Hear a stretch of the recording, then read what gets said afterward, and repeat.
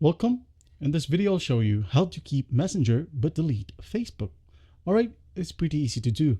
Well, all you have to do is just delete Facebook. Alright, as you can see here, we have Facebook right here. Not like before, when you delete Facebook, you won't be able to log into Messenger. But now you'll be able to do so. Now to uninstall Facebook, just go ahead and tap and hold your Facebook app. For iOS, there will be an X button right here. Just go ahead and click or tap on it to uninstall the app itself. Alright, now for Android, just go ahead and hit on uninstall and hit OK. As you can see here, Facebook is now uninstalled. So what we're going to do next is just open up our Messenger.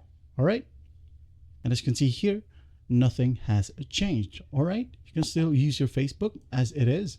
As you can see here, you can go ahead and add more accounts if you want to.